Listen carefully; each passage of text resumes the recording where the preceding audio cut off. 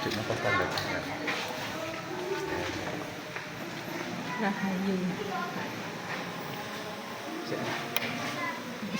Ganti kok di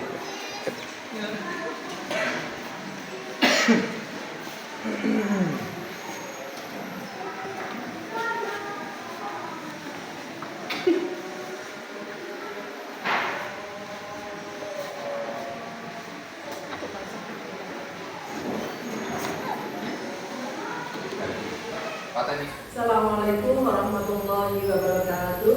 Waalaikumsalam warahmatullahi wabarakatuh. Saya beri pantun dulu ya Bapak Ibu, supaya acara kita tidak tegang untuk pada siang hari ini. Bunga harum mekar sekelumit, buah tomat terlihat ragu. Assalamualaikum kami ucapkan untuk antum semuanya. Semoga sehat selalu dan selalu senyum. Amin. Bismillahirrahmanirrahim. Alhamdulillahirabbil alamin. Assalatu wassalamu ala asyrofil anbiya'i wal mursalin sayyidina wa maulana Muhammadin wa ala alihi wa sahbihi ajmain. Amma ba'du. Yang terhormat Bapak Kepala Sekolah SDN Roda 1, yang kami hormati Bapak Ibu Dewan Guru SDN Roda 1 semuanya yang sangat-sangat saya hormati dan sangat-sangat saya banggakan.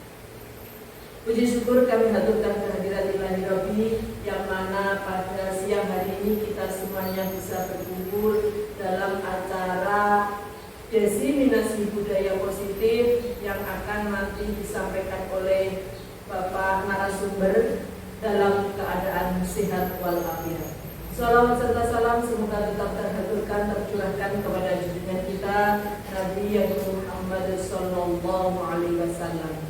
Bapak Ibu yang kami hormati, sebelum acara ini kita mulai, terlebih dahulu kita buka dengan bacaan Ummul Quran dengan harapan semoga acara di siang hari ini berjalan dengan lancar, tiada halangan suatu apapun.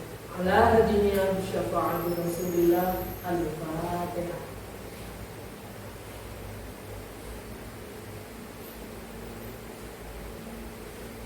Alhamdulillahirabbil alamin. Disampaikan terima kasih. Bapak Ibu yang kami hormati, acara selanjutnya yakni doa yang kesempatan hari ini akan dipimpin oleh Bapak Badrul Salam SPD. Kepadanya disilakan.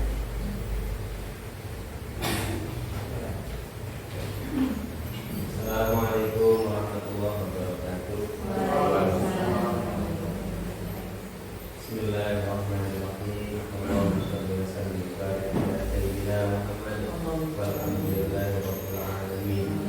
Allahumma ighfir lana dhunubana wa liwalidina wal muslimina wal muslimin wal muslimat wal mu'minina wal mu'minat al-ahya'i wal amwat. Allahumma yassir lana umurana umura fid-din wa dunya wal akhirah. Allahumma hassin maqasidana ya Allah ya Rahman ya Rahim ya Mujib ad-da'wat ya Arhamar Rahimin. Rabbana atina fid dunya hasanah wa fil akhirati hasanah wa qina adzabannar. Wa sallallahu ala sayyidina Muhammad subhana rabbika rabbil izzati amma yasifun wa salamun alal mursalin walhamdulillahi rabbil alamin.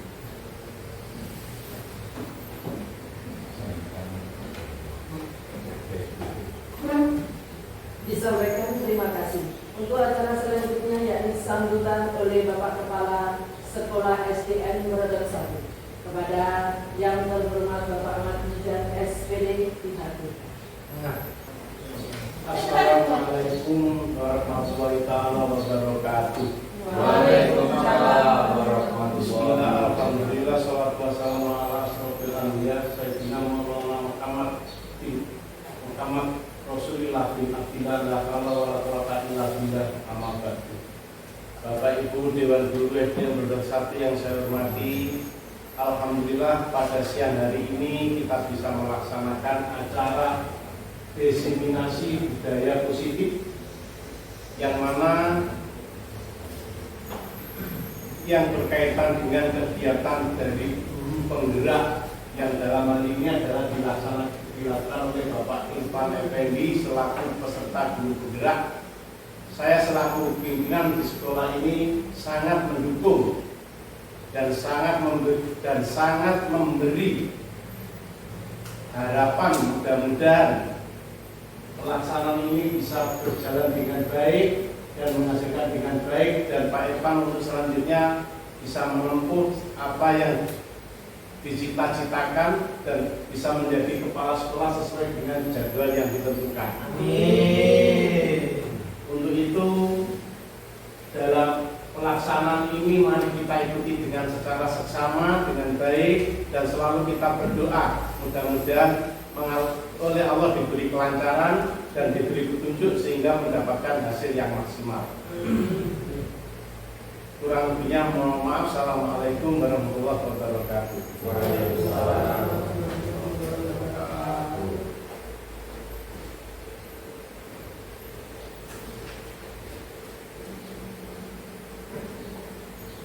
Disampaikan terima kasih kepada Bapak Kepala Sekolah SDN 1, yakni Bapak Natmi dan SPD. Selanjutnya yakni penyampaian materi oleh narasumber tentang diseminasi budaya positif kepada Bapak Irfan Effendi. Silakan.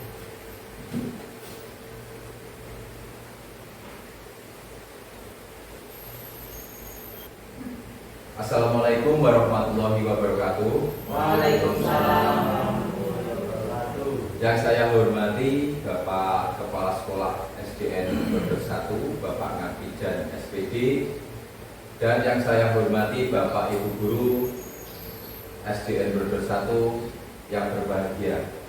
Terima kasih untuk Bapak Ibu Guru dan Bapak Kepala Sekolah atas kehadirannya menyempatkan waktu untuk mengikuti pemaparan dari aksi nyata tugas modul 1.4 untuk diseminasi budaya positif.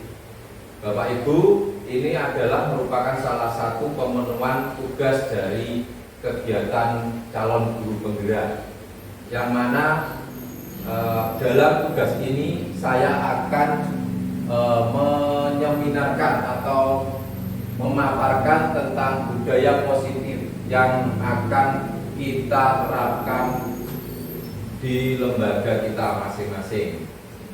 Selanjutnya, di sini dalam pembukaan dari diseminasi ini, saya membuka dengan sebuah pertanyaan, yaitu apa tujuan pendidikan, Bapak Ibu ya? Karena di sini hubungan dari penerapan budaya positif ini adalah di lingkungan lembaga atau di lingkungan kependidikan. Jadi yang pertama muncul dari pertanyaan di benak kita, pasti kita harus tahu dulu apa sih tujuan dari pendidikan. Itu yaitu di sini tujuan pendidikan menurut dari Bapak Ki Hajar Dewantara, yaitu Bapak Pendidikan Nasional, Bapak Pendidikan Nasional kita, tujuan pendidikan yaitu menuntun segala kodrat anak untuk mencapai kebahagiaan dan keselamatan setinggi-tingginya, baik sebagai manusia maupun sebagai anggota masyarakat. Di sini maksud dari menuntun, ya, guru itu menuntun muridnya atau mendampingi muridnya, bukan menjadi hanya sekedar mengajar saja, namun sebagai penuntun untuk mengarahkan anak ke arah yang lebih positif, lebih mandiri, sesuai dengan profil pelajar Pancasila yang diinginkan dalam kurikulum Merdeka ini. Untuk selanjutnya yaitu sebenarnya menurut filosofi dari Bapak Pendidikan kita, ya, anak itu sudah terlahir dengan bakat masing-masing, keinginan anak-anak. Karena apa? Setiap anak mempunyai keunikan masing-masing atau bakat terpendam dalam diri mereka sendiri. Yang kedua yaitu penanaman budi pekerti untuk tujuan dari pembelajaran itu sendiri, sehingga guru hanya mendampingi mereka, menuntun mereka sesuai dengan apa yang mereka inginkan, agar bakat mereka terasa secara maksimal untuk masa depan mereka dalam menjalani kehidupan di masa yang akan datang. Selanjutnya, pembelajaran harus berpihak pada anak. Selanjutnya yaitu pendidik ibarat petani atau petani yang bertugas menanam padi. Dia hanya menuntun tumbuhnya padi. Di sini dimaksudkan yaitu guru itu sebenarnya diibaratkan sebagai petani atau tukang kebun, yang mana ketika petani itu menanam padi tidak akan tumbuh untuk menjadi jagung atau tumbuh menjadi tanaman lainnya. Ketika bibit itu adalah bibit padi, maka guru itu atau petani itu berusaha mengolah, baik melakukan pemupukan, penyiraman, agar tumbuh padi itu menjadi sesuai dengan harapan. Tapi kita tidak bisa merubah padi itu untuk menjadi jagung ketika bibit itu awalnya sudah padi. Intinya kita tidak bisa merubah bakat atau keinginan anak. Kita hanya sebagai penuntun. Selanjutnya, arti budaya. Tadi dalam judul awal kita adalah desiminasi tentang budaya positif. Budaya. Kira-kira mungkin Bapak Ibu apa gambaran tentang budaya yang dengan ketahui? Budaya. Nilai. Kebiasaan, nilai. Nah, betul. Semuanya betul deh. Kebudayaan itu kalau menurut kita sendiri, budaya itu yang dilakukan terus-menerus deh, sehingga akhirnya menjadi suatu kebiasaan yang bisa dipakai untuk banyak orang. Intinya seperti itu, deh. Menurut arti budaya di sini saya menjelaskan, yaitu kata budaya merupakan bahasa yang berasal dari bahasa Sanskerta. Ini asal dari bahasa serapan, ya, budaya, yang merupakan bentuk jamak dari budi, yang memiliki arti budi atau akal. Selanjutnya, budaya positif di sekolah ialah nilai-nilai keyakinan, kebiasaan-kebiasaan di sekolah yang berpihak pada murid dapat berkembang menjadi pribadi yang kritis, penghormat dan tanggung jawab. Ini harapan-harapan budaya positif yang akan bisa diterapkan di lingkungan sekolah kita nantinya.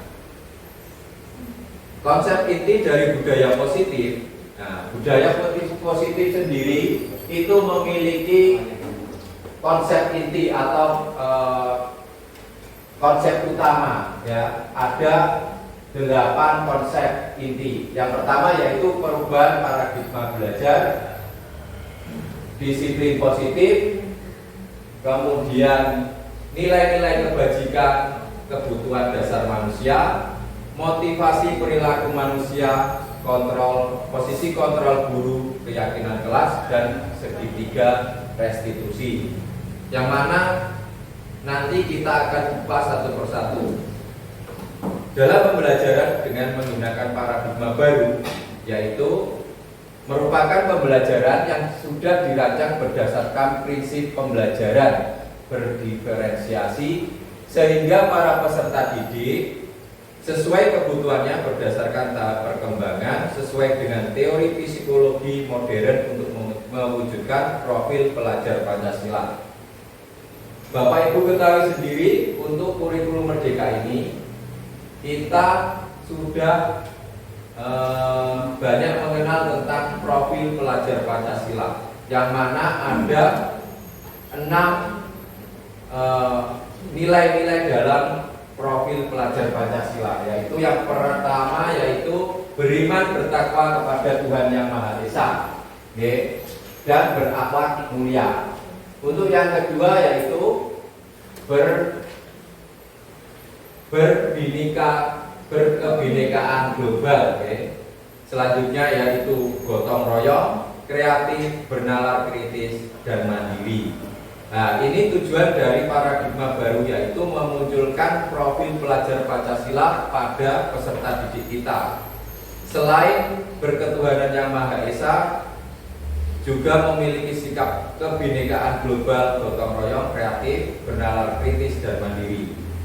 Selanjutnya yaitu perubahan paradigma budaya positif menurut paparan dari Dr. William Glasser dalam kontrol teori untuk meluruskan beberapa miskonsepsi atau ketidaksamaan persepsi tentang kontrol.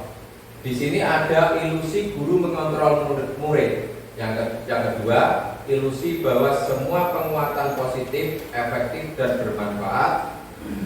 Sedangkan yang ketiga, ilusi bahwa kritik dan membuat orang merasa bersalah dapat menguatkan karakter.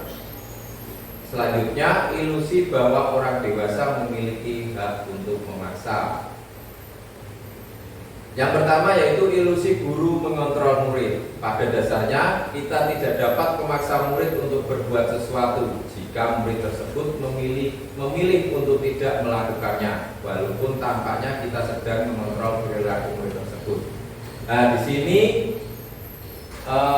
murid itu atau kita sendiri ketika memiliki sesuatu hal yang kita anggap itu hal berharga, maka ketika ada unsur lain dari luar atau pengaruh dari luar untuk memaksa kita memberikan apa yang kita cintai atau kita suka, pasti ada kontrol untuk mempertahankannya, walaupun posisi itu kita dipaksa untuk memberi. Ketika contoh seperti yang dilakukan sama demonstrasinya Bu Wati sama Bu Khusus kemarin. Jadi ketika Bu Wati memiliki barang yang Bu Wati suka, walaupun ada rayuan bujukan dari Khusus untuk meminta atau menunjukkan barangnya, pasti tidak akan diberikan, tidak akan mau untuk menunjukkan. Itu adalah kontrol diri murid. Jadi setiap orang atau pada diri murid kita itu sebenarnya ada posisi kontrol yang tidak bisa untuk dipengaruhi oleh orang lain. Yang kedua yaitu ilusi bahwa semua penguatan positif, efektif, dan bermanfaat. Di sini yaitu penguatan positif, maksudnya penguatan positif atau bujukan adalah bentuk-bentuk kontrol segala usaha untuk mempengaruhi murid agar mengulangi suatu perilaku tertentu adalah suatu usaha untuk mengontrol murid tersebut dalam jangka waktu tertentu. Nah, di sini intinya sebenarnya ketika seseorang itu mempertahankan diri untuk menjaga apa yang mereka suka, atau murid kita menjaga apa yang mereka sukai, ada pengaruh luar. Apakah ada pengaruh luar yang bisa pada akhirnya mempengaruhi atau membujuk kontrol itu? Pasti ada, Nah, guru di sini itu bisa mengontrol murid atau membujuk murid dengan penguatan positif, tapi itu juga tidak akan bertahan lama. Ketika mereka mengetahui bahwa kita sebagai guru mengontrol mereka, maka mereka akan kembali pada pendirian mereka untuk mempertahankan apa yang mereka punya. Untuk yang selanjutnya yaitu ketiga, ilusi bahwa kritik dan membuat orang merasa bersalah dapat menguatkan karakter. Di sini maksudnya yaitu penggunaan kritik rasa bersalah untuk mengontrol murid menuju identitas gagal karena mereka untuk merasa buruk tentang diri mereka. Mereka mengembangkan biologi diri yang negatif.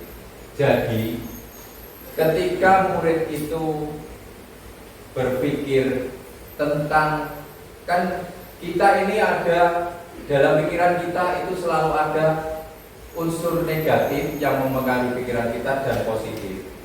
Ketika seseorang itu mencoba mempertahankan sesuatu yang salah, pasti pada diri mereka akan timbul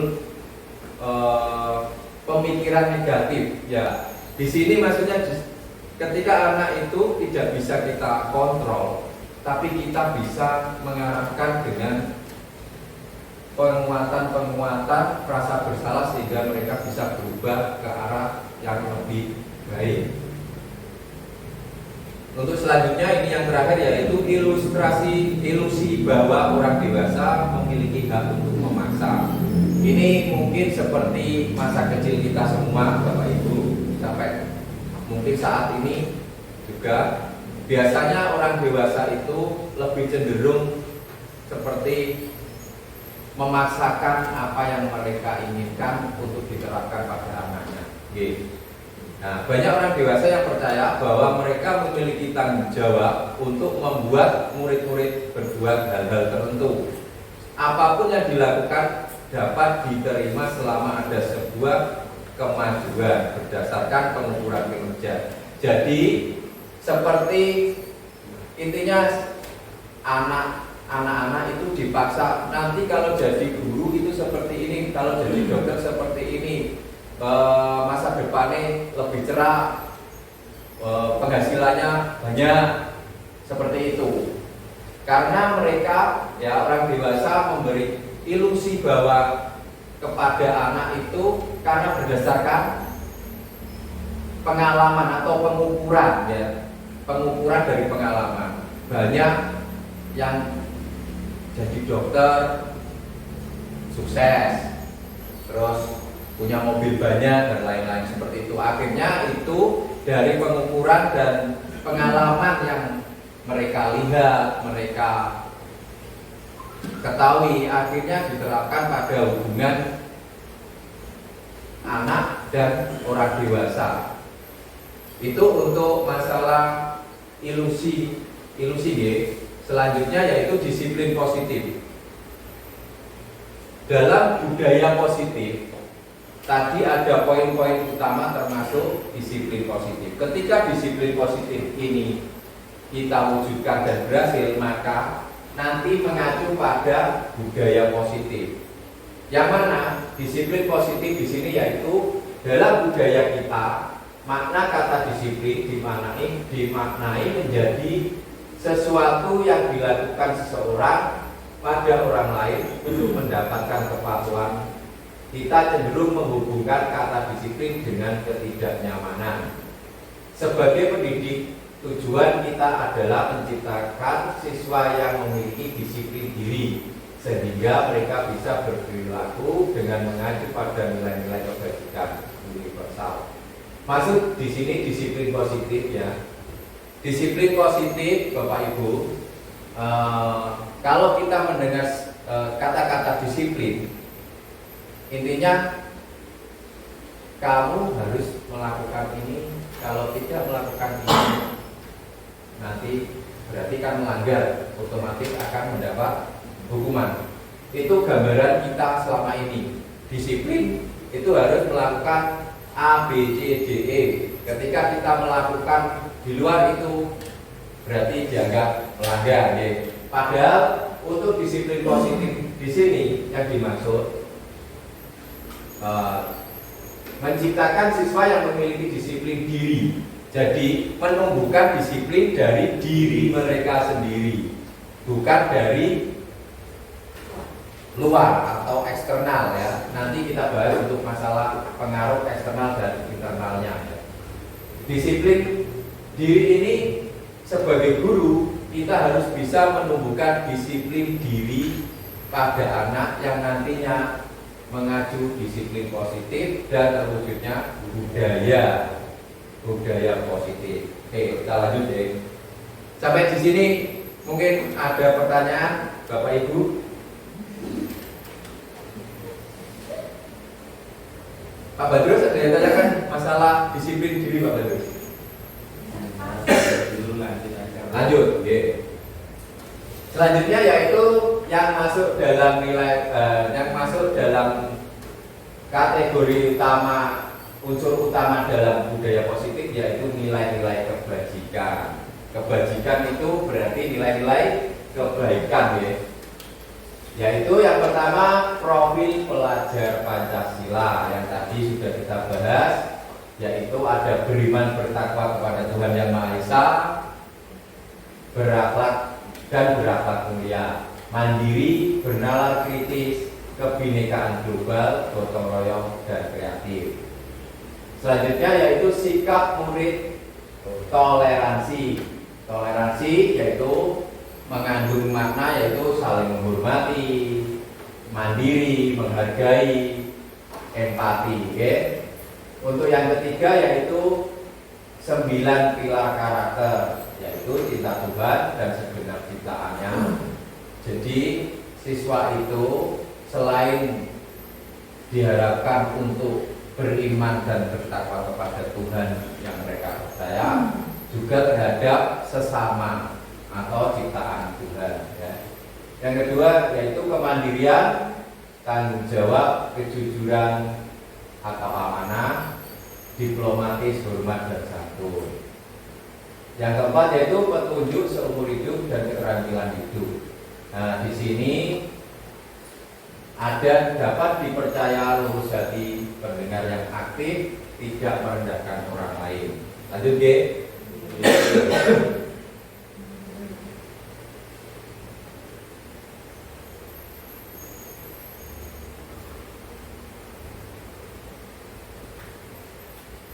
Kebutuhan dasar manusia. Nah, kita sebagai manusia pasti mempunyai kebutuhan dasar.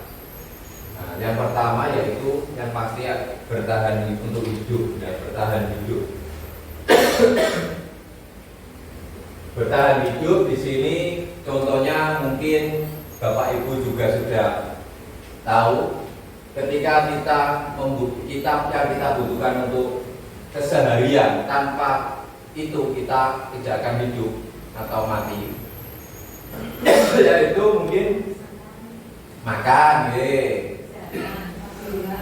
kesehatan, tempat tinggal, dan lain-lain yang intinya kebutuhan untuk bertahan hidup. Dan itu merupakan kalau kita itu kebutuhan utama. Selanjutnya yaitu kasih sayang dan rasa diterima, penguasaan, kebebasan dan kesenangan. Ini adalah kebutuhan dasar manusia, ada 5. Selanjutnya yaitu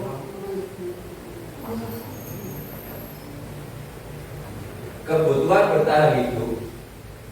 Nah, adalah kebutuhan yang bersifat fisiologis untuk bertahan hidup, misalnya kesehatan, rumah, makan, dan kebutuhan biologis. Sedangkan untuk kasih sayang atau kasih sayang dan diterima meliputi kebutuhan hubungan dan koneksi sosial, kebutuhan untuk memberi dan menerima kasih sayang, dan kebutuhan untuk merasa menjadi bagian dari suatu kelompok. Intinya kebutuhan kasih sayang yaitu hubungan timbal balik antar sesama, itu hubungan kasih sayang. Sedangkan untuk kebutuhan akan menguasai anak ingin diakui atau atas prestasi dan keterampilan kita, didengar dan memiliki rasa dihargai, dihormati. Ini meliputi self-esteem dan keinginan untuk meninggalkan pengaruh. Nah, di sini tadi kebutuhan kebebasan, penguasaan. Yang mana kebutuhan ini yaitu kebutuhan yang intinya ada hubungannya dengan rasa ingin dihormati. Rasa ingin dihormati atau dihargai. Selanjutnya yaitu kebutuhan kebebasan, yaitu kebutuhan bergerak, suka mencoba-coba, tidak terpengaruh orang lain, dan suka mencoba hal-hal baru atau hal-hal yang menarik. Kebebasan di sini intinya anak itu mempunyai kebutuhan bebas atau dianggap bebas, yang mana tidak ada tekanan dari pihak-pihak dari luar atau pihak-pihak dari orang lain, itu kebutuhan kebebasan. Untuk selanjutnya yaitu kebutuhan dasar kesenangan. Kebutuhan dasar kesenangan yaitu kebiasaan ingin menikmati apa yang dilakukan, mereka bisa berkonsentrasi tinggi saat mengerjakan hal yang disenangi. Jadi di sini kebutuhan kesenangan itu ada hubungannya dari hobi masing-masing anak. Intinya dia ingin menikmati atau ingin melakukan hal-hal yang mereka senangi. Termasuk di sini selain menikmati dari hal-hal hobi yang disenangi, mereka suka permainan, suka mengoleksi barang. Itu termasuk dari kebutuhan kesenangan. Selanjutnya yaitu motivasi. Motivasi merupakan dorongan yang timbul pada seseorang secara sadar, atau tergerak untuk menemukan sesuatu tindakan dengan tujuan tertentu. Jadi motivasi itu adalah suatu tindakan yang kita lakukan secara sadar, dengan menghindari ketidaknyamanan dan hukuman. Murid melakukan disiplin diri karena ia takut dihukum. Nah, di sini untuk motivasi itu ada motivasi karena unsur-unsur internal dan eksternal. Menghindari ketidaknyamanan dan hukuman. Jadi intinya murid itu timbul motivasinya karena takut. Seperti misalnya kita punya murid Tony misalnya. Tony ini menjadi termotivasi atau menjadi anak baik karena takut mendapat hukuman dari bapak ibu guru. Akhirnya dia berangkat sekolah tepat waktu, mengerjakan tugas, selalu mengerjakan tugas karena dia menghindari ketidaknyamanan dan hukuman. Yang kedua yaitu mendapatkan imbalan atau penghargaan dari orang lain, yang mana untuk meningkatkan motivasi pada anak, kita sering kadangkala memberikan sama nanti kalau mendapatkan juara 1 akan saya dapat kasih hadiah jam dinding. Jadi anak semangat. Nah, ini yang kedua, mendapatkan imbalan atau penghargaan dari orang lain. Jadi anak menjadi termotivasi, semangat. Ini termasuk berarti unsur motivasi dari luar, ekstrinsik atau eksternal, tidak dari dirinya sendiri. Sedangkan yang ketiga yaitu menghargai nilai-nilai kebajikan yang ada pada diri mereka sendiri. Murid melakukan disiplin karena sadar dan nilai kebajikan pada dirinya. Nah, di sini menghargai nilai-nilai yang ada pada dirinya maksudnya seperti ini.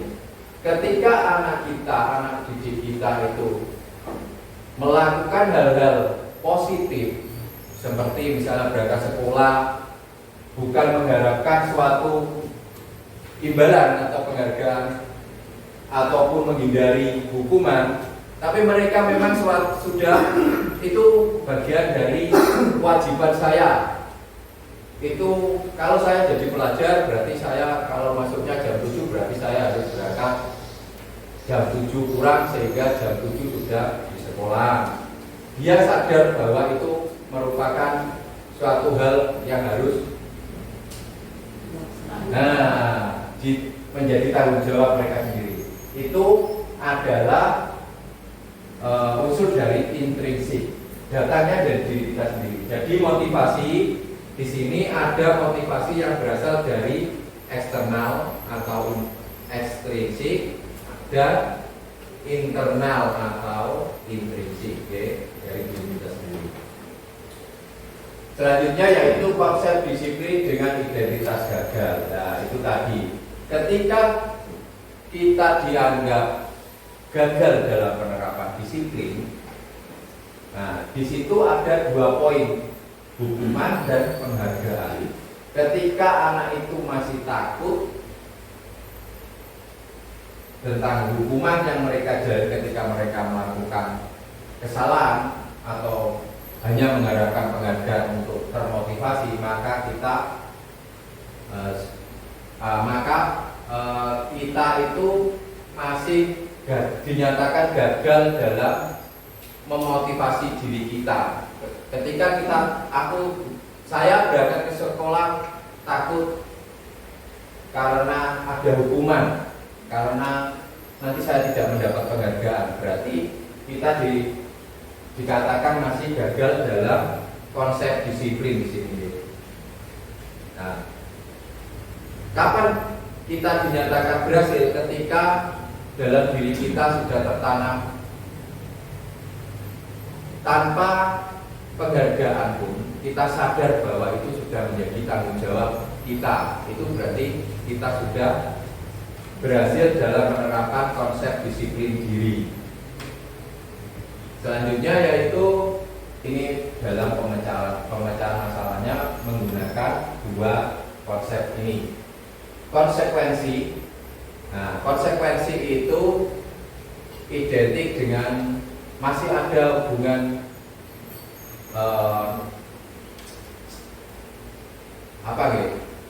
antara kesepakatan, masih ada kesepakatan. Jadi konsekuensi ini sudah ada peraturan yang jelas. Ketika kita melanggar, maka kita akan mendapatkan konsekuensi ini. Ketika kita melanggar, misalnya datang terlambat, konsekuensinya membersihkan halaman sekolah, misalnya. Itu sudah ada konsekuensi, itu ada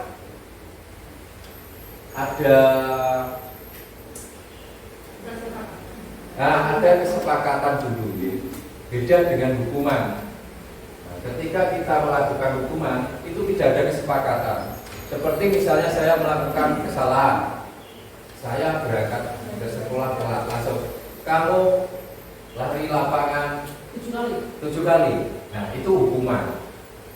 Datangnya tiba-tiba, kita waktu telat, tidak sengaja langsung dihukum untuk berlari, baik fisik maupun psikis. Nah, kalau konsekuensi di sini masih ada kesepakatan. Konsekuensinya apa? Kalau melanggar ini. Sedangkan di situ konsekuensi yaitu penguatan jangka pendek. Perlu monitoring berkelanjutan, stimulus respon, murid menghormati peraturan, kehilangan waktu untuk merenungi kesalahan. Nah, konsekuensi ini tidak ada kesempatan siswa diberi kesempatan untuk merenungi kesalahannya. Jadi ketika dia salah langsung melakukan konsekuensi seperti yang ada dalam peraturan atau tata tertib sekolah misalnya. Oke. Sedangkan di sini untuk yang kedua yaitu menggunakan restitusi. Murid bertanggung jawab untuk perilakunya. Jadi murid itu ketika salah dia diarahkan dulu, diberi beberapa pertanyaan, diarahkan untuk memecahkan masalah mereka sendiri, dan solusinya seperti apa ditawarkan pada mereka sendiri sesuai dengan kesepakatan yang sudah dibuat sebelumnya antara murid dan guru. Nah, di sini restitusi yaitu murid bertanggung jawab untuk perilakunya, fokus pada pemecahan masalah jangka panjang, murid menghormati dirinya dan orang lain, teori kontrol, dirinya memegang kontrol. Di sini teori kontrol maksudnya dirinya memegang kontrol itu siswa diberikan kewenangan untuk memecahkan masalah mereka sendiri beserta solusi dan bagaimana tanggung jawab mereka atas permasalahannya mereka sendiri. Murid bersemangat memperbaiki kesalahan. Itu untuk restitusi. Di sini restitusi menurut dosen 2004, restitusi adalah proses menciptakan kondisi bagi murid untuk memperbaiki kesalahan mereka sehingga mereka tidak kembali pada kelompoknya dengan karakter yang lebih kuat. Ini adalah menurut dosen, ya. Selanjutnya ciri-ciri restitusi, bukan menebus kesalahan namun belajar dari kesalahan. Jadi anak tidak membayar hukuman dari kesalahan mereka, tapi mereka belajar dari kesalahan. Ketika saya kemarin terlambat, berarti besok saya seharusnya tidak terlambat, belajar dari kesalahan. Terlambat karena apa? Misalnya saya kemarin seharusnya biasanya tidurnya jam 8, jadi tidurnya jam 10 misalnya. Oh, gara-gara saya tidur kemalaman, akhirnya saya bangunnya kesiangan dan terlambat. Jadi mereka akan berpikir untuk belajar dari kesalahan-kesalahan yang mereka lakukan. Yang kedua yaitu memperbaiki hubungan. Seperti misalnya anak bertengkar.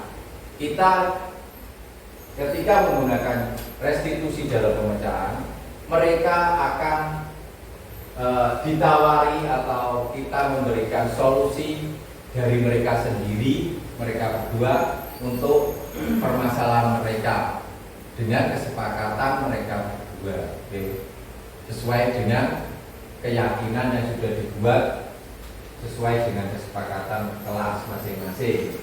Untuk menuntun untuk melihat ke dalam diri, intinya menyadarkan diri mereka untuk memperbaiki kesalahan.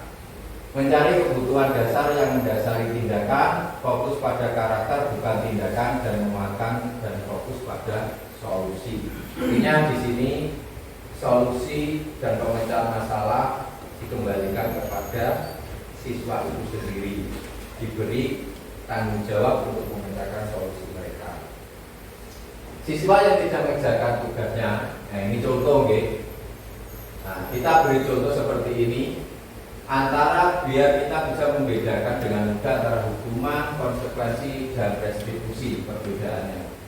Ketika kita masuk dalam kategori hukuman, guru menghukum siswa berlari. Nah, ini berarti hukuman fisik, okay?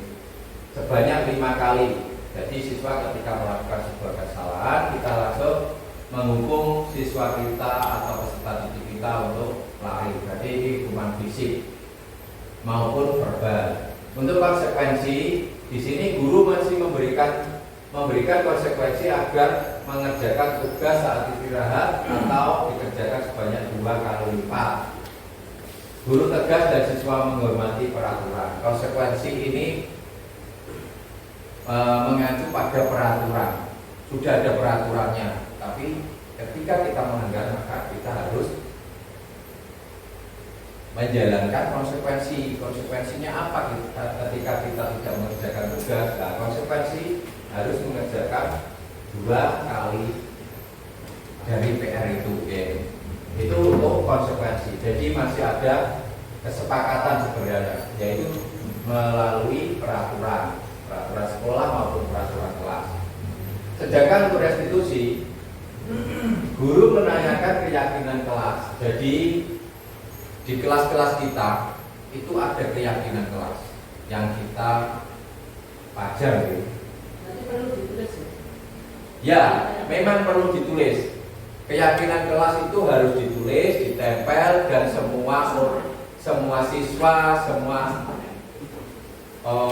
bapak ibu guru anak-anak bisa membaca dengan mudah. Di kelas 6 ya Bu, ya. Kelas 6 itu ada.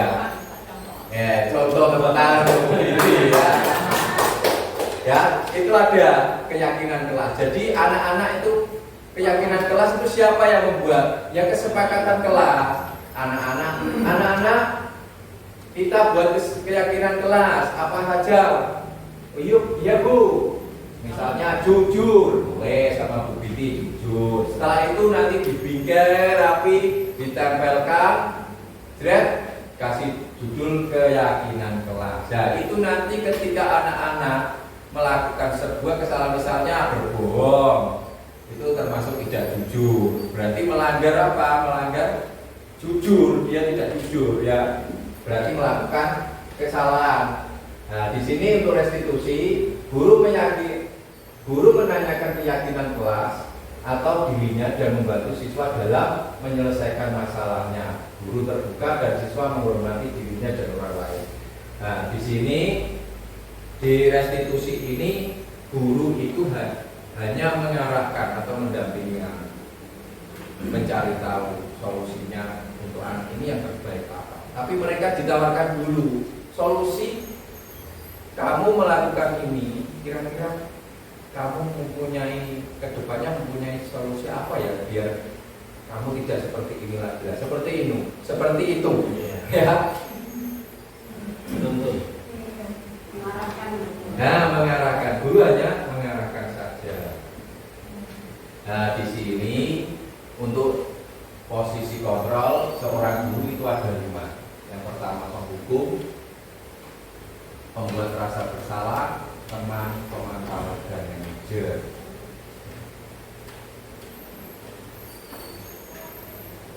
Guru sebagai penghukum. Nah, ini ada gambar gitu. Murid dimarahi sama pak gurunya. Ketika guru menjadi seorang penghukum, pasti dengan nada tinggi, bahasa tubuh, mata melotot, jari menunjuk. Nah, intinya sangat menakutkan gurunya ini. Kalau posisi sebagai penghukum. Nah, biasanya kata-kata yang digunakan yaitu patuhi aturan saya atau awas. Kata-kata kamu selalu saja salah. Ya, intinya untuk penghukum di sini, guru itu mempunyai kendali utama. Anak itu menjadi objek penderita lah ini. Oke, dimarahi, anak itu tidak boleh ngeyel, tidak boleh, pokoknya diseneni. Ini selalu salah. Jadi objek penderita. Nah, itu untuk guru sebagai penghukum. Nah, ini contoh juga nih. Ini contoh untuk yang membuat merasa bersalah. Biasanya itu dengan kata-kata seperti ini. Ibu sangat kecewa sekali dengan kamu. Jadi anak itu perasaannya biar tersentuh. Oke.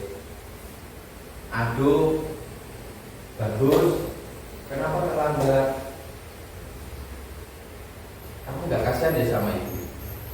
Nanti ibu dimarahi sama bapak kepala sekolah kalau bagus terlambat terus, karena ibu sebagai wali kelas bagus. Nah, seperti itu. Intinya anak itu diberikan kata-kata yang halus biar perasaannya itu tersentuh. Rasa bersalah, baper, Oke. Seperti itu, oke. Intinya. Lanjut. Nah, di sini sebagai teman. Biasanya sebagai teman itu lebih condong seperti teman ngobrol, teman curhat. Jadi ketika kita menganggap murid kita sebagai teman, biasanya itu murid akan merasa senang dan akrab. Biasanya saking akrab itu sampai tos barang ada ya. Terus apa Pak jadi bestie ya, soulmate ya, teman. Murid menjadi tergantung pada guru tertentu. Ketika saya dekat dengan misalnya Fajar, dekat wesan konco kental ya, konco kental. Ketika Fajar ini menghadapi masalah nakal diatasi Pak Badrun misalnya, gak gelem, beda.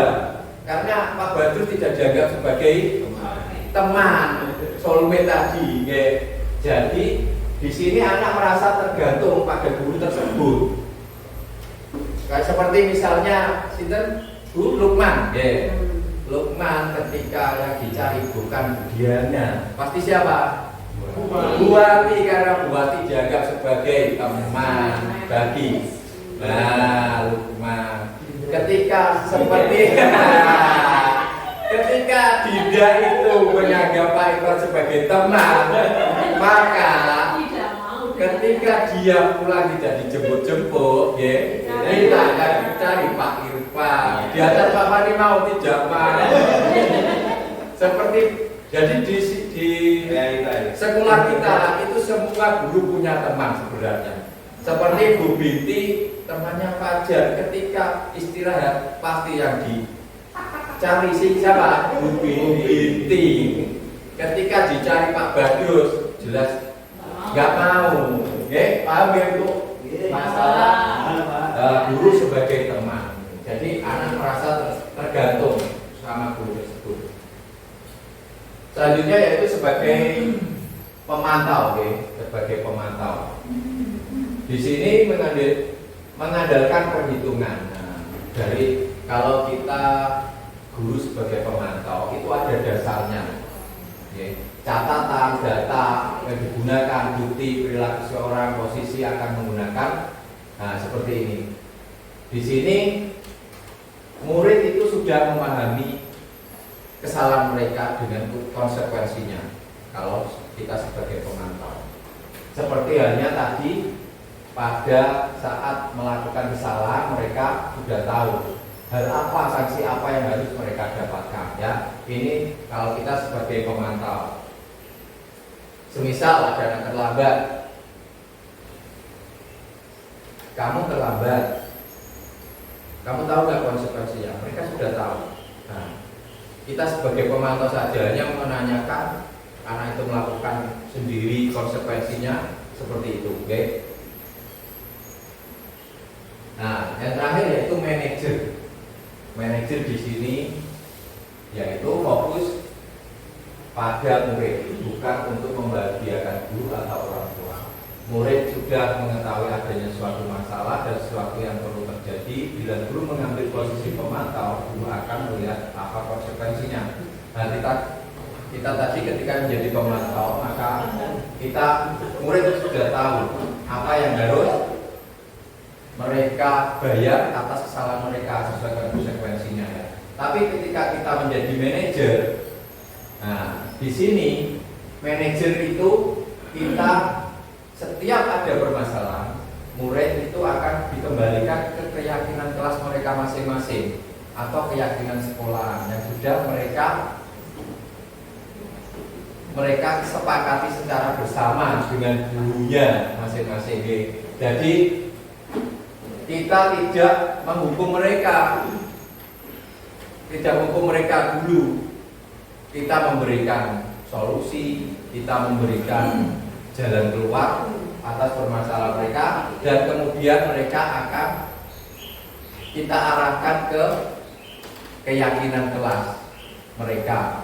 Mereka sudah melakukan kesalahan yang seperti apa? Ya, seperti itu, dan rencana untuk perbaikan tentang hal yang mereka lakukan tadi, kesalahan yang mereka lakukan.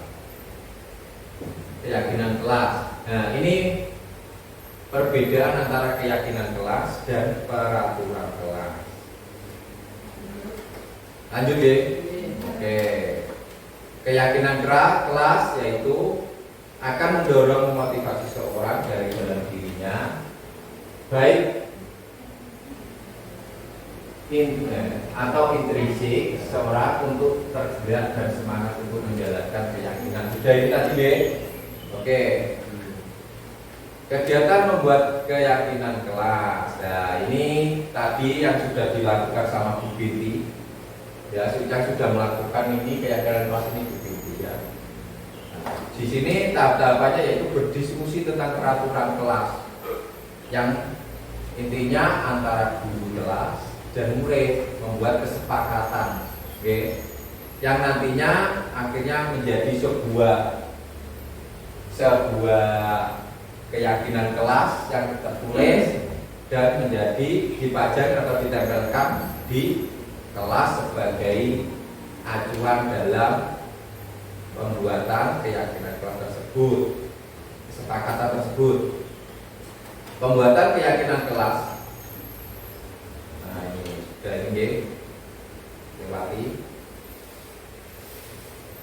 Nah, sebentar.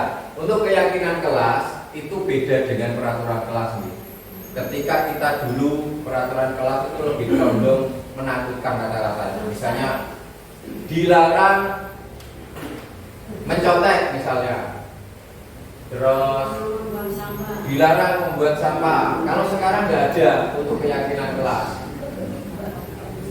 dalam keyakinan kelas dan peraturan sekolah, peraturan kelas itu ada perbedaan untuk masalah penerapan katanya, kata-katanya. Jadi di keyakinan kelas itu kata-kata harus mudah dipahami atau universal, umum. Yang kedua,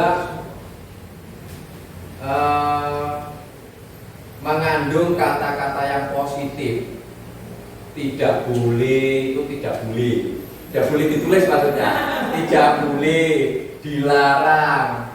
Terus stop, pokoknya negatif, kata-kata negatif itu tidak boleh dicantumkan di dalam keyakinan kelas. Kalau peraturan kelas dulu dilarang, ya.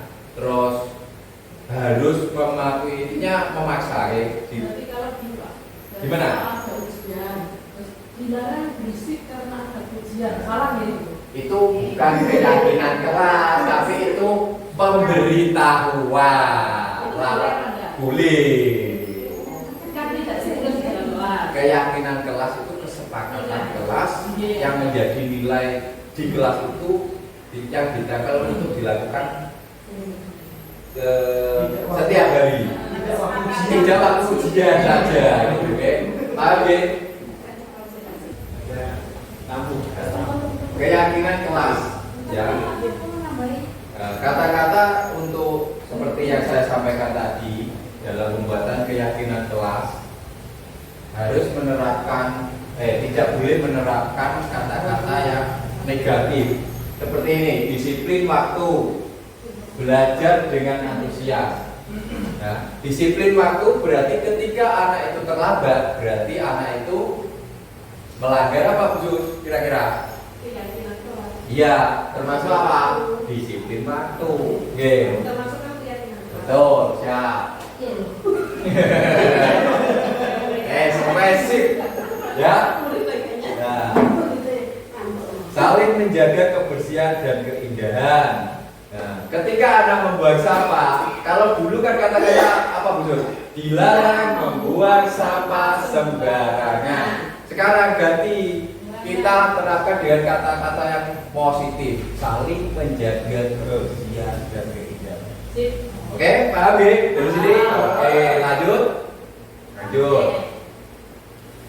Nah, dalam penerapan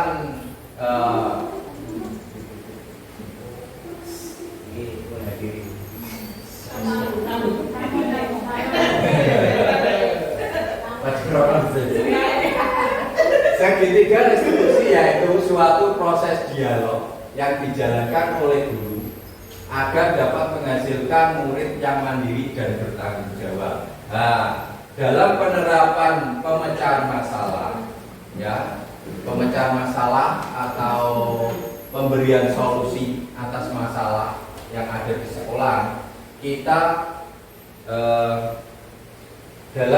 kita menggunakan segitiga restitusi. Apa itu? Suatu proses dialog yang dijalankan oleh guru agar dapat menghasilkan murid yang mandiri dan bertanggung jawab. Di sini tujuan dari segitiga restitusi yaitu agar murid itu mandiri bisa memecahkan masalahnya mereka sendiri dan memberi solusi dan bertanggung jawab atas masalah yang mereka lakukan. Untuk ciri-ciri restitusi, ya, yang pertama, restitusi bukan untuk menebus kesalahan, namun untuk belajar dari kesalahan. Seperti tadi, Ibu Wati yang sudah saya jelaskan. Selanjutnya yaitu restitusi memperbaiki hubungan. Restitusi adalah tawaran, bukan paksaan. Lanjut untuk pengertian, untuk ciri-ciri restitusi. Oke, nah ini adalah segitiga restitusi. Di segitiga restitusi di situ ada 3 tahapan. Yang pertama, validasi tindakan salah, menanyakan, menstabilkan identitas dan menanyakan keyakinan. Ya, seperti logonya seperti tepung terigu. Saya nggak ikut buat ini soalnya. Oke, terima kasih. Nah, untuk selanjutnya yaitu saya kembalikan ke moderator. Terima kasih Bapak Ibu. Selanjutnya yakni sesi tanya jawab. Mungkin ada pertanyaan yang disampaikan kepada Bapak narasumber. Tanya Pak. Oh, oke. Monggo. Gak tahu nggih, Pak. Pak Bagian nggih, Pak Bagian. Nggih, siap, Pak Bagian. Monggo.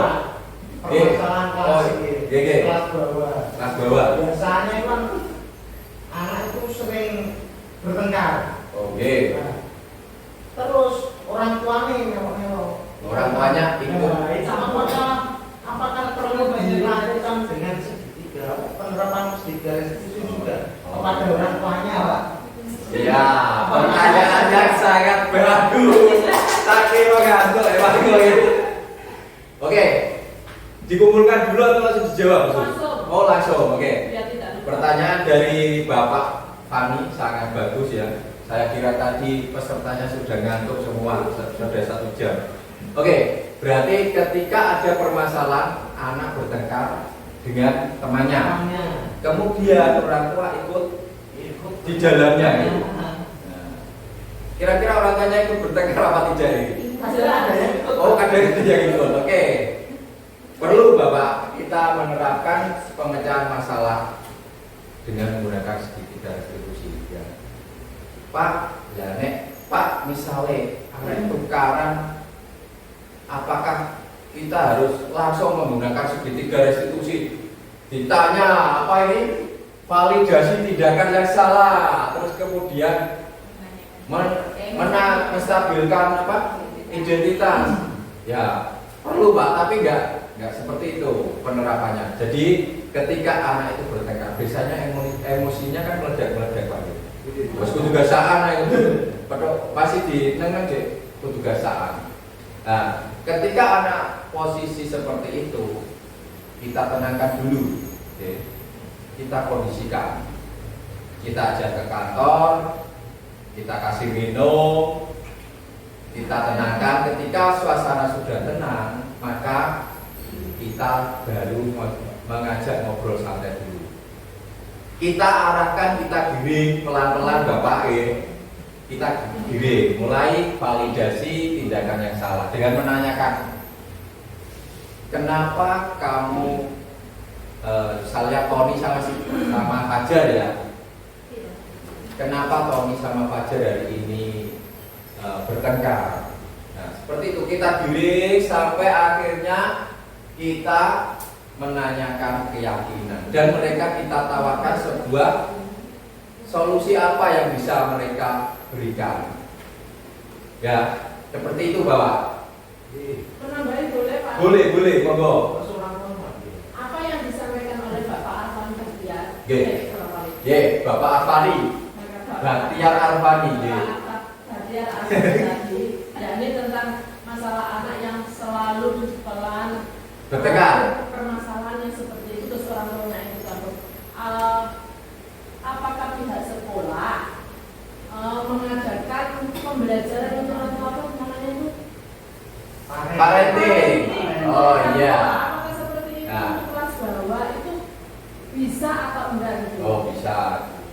Jadi gini, ketika kita sudah menangani permasalahan anaknya dulu anaknya dulu sudah beres, baru orang tua. Jadi kita harus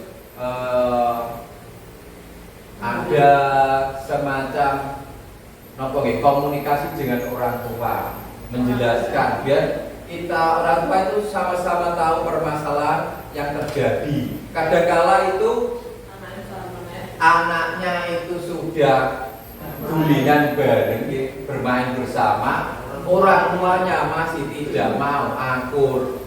Nah, itu permasalahannya di mana? Berarti permasalahan dari orang tuanya sendiri yang apa? Masih mementingkan egonya masing-masing. Nah, apakah itu juga perlu diselesaikan? Perlu, karena nanti pasti ketika orang tua masih belum akur, pasti nanti berimbas ke anaknya lagi. Lah, itu harus ada pemanggilan orang tua dari kedua anak itu, dari kedua anak itu ke sekolah. Lah, jadi kita sebagai guru dan kepala sekolah nanti melakukan suatu komunikasi biar ada titik temu. Kenapa? Oke, lagi membuat kesepakatan. Ada tambah Bu Bupati. Oke. Ora de wemon.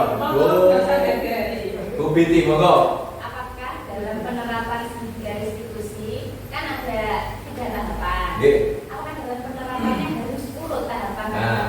10. 1 validasi tindakan, Nggih. dengan identitas, dan menaikkan Oke. Ya, paham. Oke, terima kasih Bu Binti. Nggih.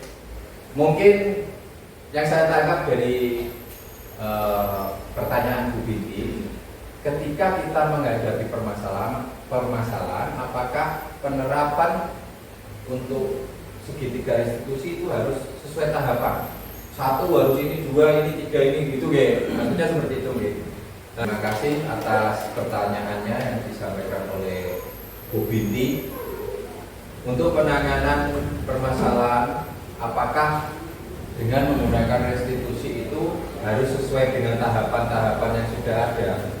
Misalnya yang pertama yaitu menstabilkan identitas, yang kedua validasi tindakan yang salah, dan yang ketiga menanyakan keyakinan. Oke. Dalam penerapan pemecahan masalah dengan menggunakan segitiga restitusi ini, kita disarankan yaitu sesuai dengan urutan atau tahapan yang sudah ada. Namun dalam pengondisian awal, kita kondisikan anak atau murid kita kondisikan dulu dalam keadaan yang memang sudah bisa untuk kita ajak untuk berkomunikasi atau ngobrol. Seperti itu di Bu Binti ya. Kira-kira masih kurang puas? Oke, terima kasih. Bu Wati tadi mau bertanya, monggo Bu Wati. Apa Bu Wati? Oke. Saya hanya menambahkan. Oke. Nah, terima kasih sudah ditambahkan. Dengan adanya kesepakatan kelas yang ditulis di. Oh ya, keyakinan kelas, oke. Itu bisa dikaitkan dengan literasi sehingga anak-anak bisa menjadi gemar membaca Oke, dan oke. sering membaca tulisan-tulisan. Oh ya, bisa Bu. Dan selanjutnya, Terima kasih. apa yang disampaikan Pak Ivan mengenai konsep disiplin, Pak. Oke.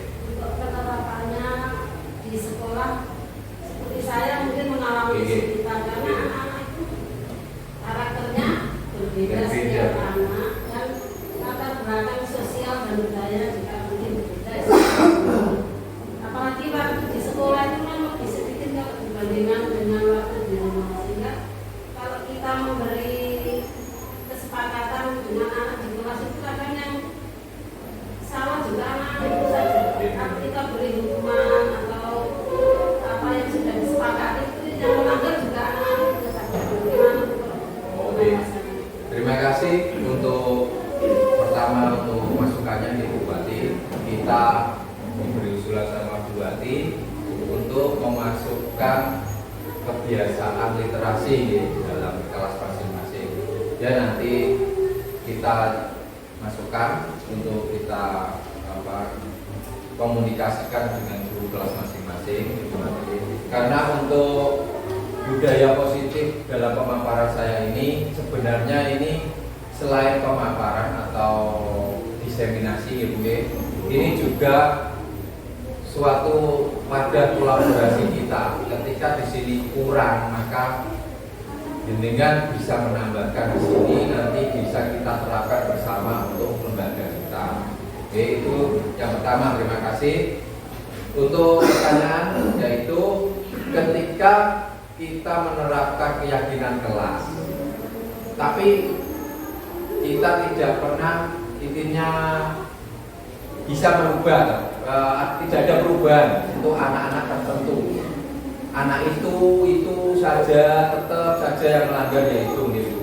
Nah, ini Bu, untuk penerapan keyakinan kelas ketika anak itu melanggar kita sudah menggunakan pemecahan masalah menggunakan segitiga restitusi tapi masih belum tidak ada perubahan, maka kita harus mencari tahu faktor di luar sekolah apa yang mempengaruhi anak ini tidak ada perubahan. Ketika anak itu di sekolah sudah kita lakukan perbaikan lewat segitiga restitusi tidak ada perubahan, terus besoknya lagi kita lakukan pendekatan secara personal, ngomong antara kita dan anak itu permasalahannya tidak menemukan masalah, masih tidak ada perubahan, maka kita harus mencari penyebab di luar sekolah, bisa dari keluarganya, bisa dari tetangganya, bisa dari lingkungan di sekitar situ.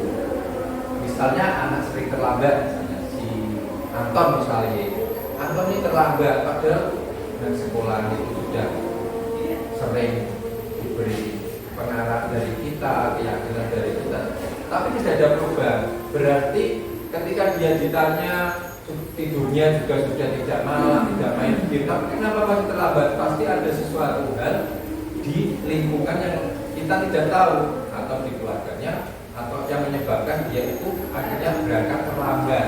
Misalnya ternyata di rumah dia karena ibunya ternyata berdagang, jadi dia membantu dulu baru berangkat ke sekolah.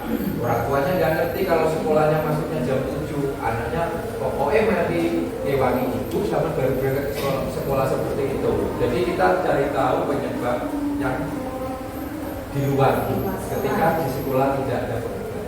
Itu buat tiga. Oke, ada lagi masukan, tambahan, pertanyaan? Tidak ada. Terima kasih ya.